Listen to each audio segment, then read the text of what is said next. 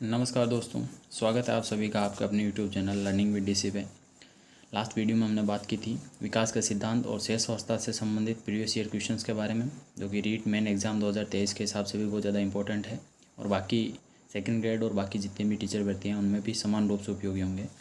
आज हम बात करेंगे शेष अवस्था से संबंधित प्रीवियस ईयर क्वेश्चन के बारे में जो लास्ट ईयर में पूछे गए हैं कुछ एग्जाम्स में। चलिए शुरू करते हैं। क्वेश्चन नंबर 1 से, निम्नलिखित में से कौन सा आयु समूह परिवर्ती बाल्य अवस्था श्रेणी के अंतर्गत आता है? एंड द ऑप्शंस आर 18 वर्ष से 24 वर्ष, जन्म से 6 वर्ष, 6 से 11 वर्ष और 11 से 18 वर्ष। राइट आंसर हो जाएगा इसका ऑप्शन सी, 6 से 11 वर्ष का जो समूह होता है वो परिवर्ती बाल्य अवस्था के अंतर्गत आता है। क्वेश्चन नंबर 2 देखिएगा, इंपॉर्टेंट सवाल है, आरपीएससी फर्स्ट ग्रेड में पूछा गया है। निम्नलिखित में से कौन सा व्यवहार पैटर्न पूर्व बाल्यावस्था के दौरान सामाजिक परिस्थितियों में असामाजिक व्यवहार पैटर्न के रूप में माना जा सकता है? ऑप्शन है उदाहरण, आत्मकेंद्रण, सहकारिता और सहानुभूति। तो यहाँ पे देखिए राइट आंसर हो जाएगा ऑप्शन बी, आत्मकेंद्रण। सवाल को एक बार फिर से देखिएगा, इजीली समझ में आ जाएगा आपको। सवाल कह रहा है कि पूर्व बाल्यावस्था का कौन सा व्यवहार होता है जो सामाजिक परिस्थितियों में किस प्रकार का दर्शाता है, असामाजिक व्यवहार दर्शाता है। तो असामाजिक व्यवहार ऑप्शन बी इसलिए चुना गया क्योंकि इसको बोलते हैं ईगोसेंट्रिसिज्म, ठीक है, या फिर आत्मकेंद्रण बोलते हैं, जिसमें बालक केवल और केवल स्वयं के बारे में सोचता है, उसे दूसरों की कुछ नहीं पड़ी होती है, और इसीलिए इसका राइट आंसर क्या हो जाएगा, ऑप्शन बी, आत्मकेंद्रण। क्वेश्चन नंबर 3 देखिएगा फिर, बच्चे निम्नलिखित में से किस अवधि में अपने साथी समूह के सक्रिय सदस्य बनते हैं? ये भी इंपॉर्टेंट सवाल है। ऑप्शन देखिएगा, बाल्यावस्था के बाद, पूर्व बाल्यावस्था में और किशोरावस्था में। तो यहाँ पर इसका राइट आंसर हो जाएगा ऑप्शन डी, किशोरावस्था। देखिए अगर इस सवाल में ये वर्ड सक्रिय नहीं आया होता तो इसका राइट आंसर बाल्यावस्था हो सकता था, ठीक है, लेकिन आपने देखा होगा कि किशोरावस्था में एक वर्डिंग आती है समूह भक्ति के बारे में, ठीक है, देशभक्ति और समूह भक्ति की आयु किसे कहते हैं, तो उस दौरान किशोरावस्था आती है। तो ये समूह भक्ति जो होती है उसी दौरान बालक जो होता है किसी भी टोले का या किसी भी समूह का सक्रिय सदस्य बनता है। बढ़ते हैं क्वेश्चन नंबर 4 की तरफ। निम्नलिखित में से कौन सी बाल्यावस्था की विशेषता नहीं है? ऑप्शन है सामूहिकता की प्रबलता, अभिवृद्धि में स्थिरता, जिज्ञासा में कमी और समूह एवं खेलों में सहभागिता। तो यहाँ पर राइट आंसर हो जाएगा ऑप्शन सी, यहाँ पर जिज्ञासा में कमी नहीं होती है, बल्कि बाल्यावस्था में बालक जो होता है वो ज़्यादा जिज्ञासु होता है। क्वेश्चन नंबर 5 देखिएगा, निम्न में से कौन सी बाद की बाल्यावस्था के दौरान बौद्धिक विकास की विशेषता नहीं है? ऑप्शन है विज्ञान की काल्पनिक कथाओं में अधिक रुचि, बढ़ती हुई तार्किक शक्ति, भविष्य की योजना की सूझबूझ और काल्पनिक भयों का अंत। यहाँ पर ऑप्शन सी जो है वो राइट हो जाएगा, भविष्य की योजना की सूझबूझ होती है वो बाल्यावस्था के दौरान नहीं आती है, तो इसका यहाँ पर ऑप्शन राइट हो जाएगा ऑप्शन सी। पढ़ते हैं नेक्स्ट स्लाइड की ओर। क्वेश्चन नंबर 6 देखिएगा, निम्नलिखित में से कौन सा उत्तर बाल्यावस्था का लक्षण है? ऑप्शन है आपके हठी, समय की संकल्पना, सामाजिक संकल्पना और वीर पूजा। तो यहाँ पर राइट आंसर हो जाएगा ऑप्शन सी, सामाजिक संकल्पना। यहाँ पर सामाजिक संकल्पना से सीधा सा अर्थ है उसके सामाजिक विकास से है, ठीक है, और ये आपको पता होना चाहिए कि सामाजिक विकास की जो नींव है वो बाल्यावस्था या यूँ कहूँ कि उत्तर बाल्यावस्था के दौरान डाल दी जाती है, यानी बालक जो होता है उसका सामाजिक विकास उत्तर बाल्यावस्था के दौरान संभव है, जबकि इसकी जो नैतिक विकास की जो नींव है या यूँ कहूँ कि जो पूर्व नैतिक विकास है वो इस दौरान सिखाया जा सकता है, जो बाद में किशोरावस्था के बाद से वर्क करना स्टार्ट करेगा। बढ़ते हैं क्वेश्चन नंबर 7 की तरफ। निम्नलिखित में से कौन सी मध्य बाल्यावस्था की विशेषता है?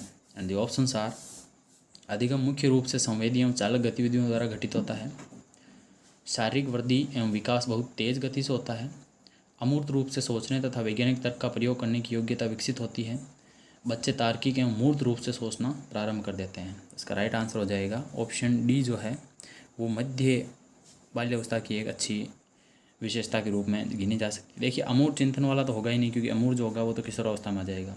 हाँ ये चीज़ भी है कि शारीरिक विकास जो होता है वो तेज़ गति से होता है, लेकिन उतना तेज़ नहीं होता जितना कि शेष अवस्था या किशोरावस्था में होता है। प्लस अधिगम मुख्य रूप से संवेदी एवं चालक गतियों से, तो ये तो सीधा सा आंसर हो जाएगा ऑप्शन ए जो है, ये तो केवल और केवल शेष अवस्था में होता है। यहाँ पर राइट आंसर हो जाएगा ऑप्शन डी, तार्किक एवं मूर्त रूप से सोचना प्रारंभ कर देते हैं जब बच्चे जो होते हैं मध्य बाल्यावस्था के दौरान आते हैं। फिर देखिएगा क्वेश्चन नंबर 8, बाल्यावस्था की अवधारणा से क्या अभिप्राय है? ऑप्शन है यह कि बच्चे शून्य से शुरुआत करते हैं और उनके गुण पूरी तरह से परिवेश के द्वारा निर्धारित किए जाते हैं। ऑप्शन बी, यह विभिन्न सांस्कृतिक संदर्भों के सार्वभौम रूप से समान है। ऑप्शन सी, समकालीन सामाजिक संरचनावादी मनोवैज्ञानिकों के अनुसार यह एक सामाजिक संरचना है। और ऑप्शन डी, यह है कि बच्चे दृष्टि रूप से पैदा होते हैं और उन्हें सभ्य बनाना होता है। तो यहाँ पर देखिए, बाल्यावस्था की अवधारणा से अभिप्राय है, तो इसका राइट आंसर हो जाएगा ऑप्शन सी, समकालीन सामाजिक संरचनावादी मनोवैज्ञानिकों के अनुसार ये एक सामाजिक संरचना है। ठीक है, बढ़ते हैं क्वेश्चन नंबर 9 की तरफ। कौन सी अवस्था में बच्चों को हस्तशिल्प, औजारों के प्रयोग, खिलौने बनाना, बागबानी आदि की शिक्षा देनी चाहिए? ऑप्शंस हैं शैशवावस्था, बाल्यावस्था, किशोरावस्था और इनमें से कोई नहीं। तो यहाँ पर राइट आंसर हो जाएगा ऑप्शन बी, बाल्यावस्था। बाल्यावस्था के दौरान ये चीज़ें आपको जो है बच्चों को सिखा देनी चाहिए, जो उनके फ्यूचर में और उनके सामाजिक विकास में सहायता करती है। क्वेश्चन नंबर 10 देखिएगा, दल या गैंग का सदस्य होने से सामाजिकरण उत्तर बाल्यावस्था में बेहतर होता है। निम्न में से कौन सा कथन इस विचार के विपरीत है? एंड ऑप्शंस आर, वयस्क पर निर्भर न होकर सीखता है, जिम्मेदारियों को निभाना सीखता है, अपने समूह के प्रति वफादार होना सीखता है। और ऑप्शन डी है, छोटी छोटी बातों पर झगड़ा करते हुए अपनी गैंग के सदस्यों से लड़ाई मोल लेता है। तो यहाँ पर जो विपरीत चीज़ बतानी है, सवाल कह रहा था कि दल या गैंग का सदस्य होने से सामाजिकरण जो है उसमें उत्तर बाल्यावस्था में बेहतर होता है, लेकिन इस कथन का जो है विपरीत क्या है, या इसका जो है एंटी कौन सा हो जाएगा? तो इसका राइट आंसर हो जाएगा ऑप्शन डी जो है, यहाँ पर ये नेगेटिव चीज़ है, इसलिए ये हो जाएगा कि बार छोटी छोटी बातों में गैंग के सदस्यों से लड़ाई वगैरह कर लेना, ये इसका विपरीत हो जाएगा। क्वेश्चन नंबर 11 देखिएगा, बच्चों की प्रकृति होती है। ऑप्शंस हैं अन्य बच्चों को छेड़ना, अन्य बच्चों को मारना, लंच की पारस्परिक अदला बदली और रचनात्मकता। इसका राइट आंसर हो जाएगा ऑप्शन डी, रचनात्मकता। बच्चे जो होते हैं वो क्रिएटिव हो जाते हैं, ठीक है, बाल्यावस्था के दौरान। क्वेश्चन नंबर 12 देखिएगा, थॉमसन के अनुसार बच्चे अपने स्वयं के लिंग की पहचान इस उम्र में कर सकते हैं। एंड ऑप्शंस आर 5 वर्ष, 3 वर्ष, 4 वर्ष और 2 वर्ष। ये काफ़ी अच्छा सवाल है। इसका राइट आंसर हो जाएगा ऑप्शन बी, 3 वर्ष। ठीक है, बढ़ते हैं क्वेश्चन नंबर 3 की तरफ।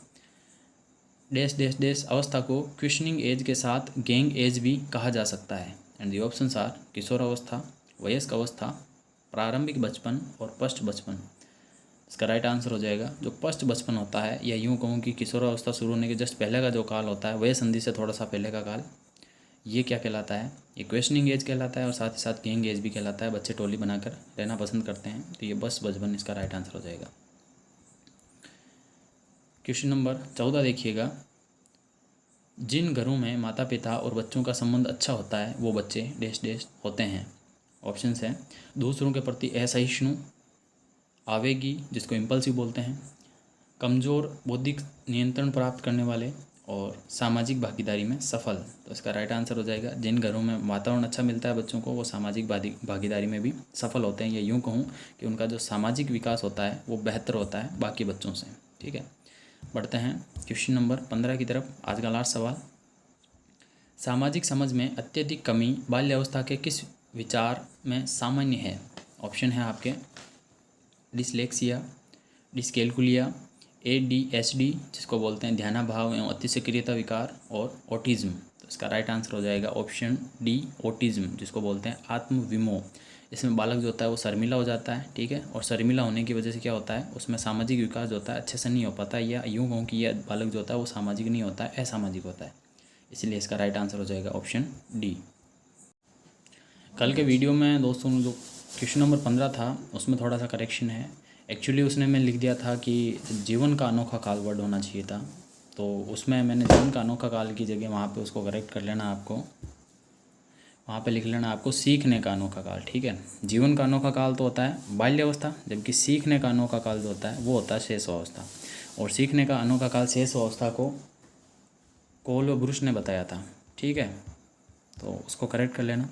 अगर आपको कंटेंट पसंद आ रहा है तो बिल्कुल चैनल सब्सक्राइब कीजिएगा और शेयर कीजिएगा। अगर आपको अच्छा लग रहा है वीडियोस, तो ऐसे ही वीडियोस आपको डेली मिलते रहेंगे, इसलिए चैनल को सब्सक्राइब कीजिए और नोटिफिकेशन बेल को ऑन कर लीजिए ताकि कोई भी वीडियो मिस ना हो। मिलते हैं अगले वीडियो में। थैंक यू, जय हिंद।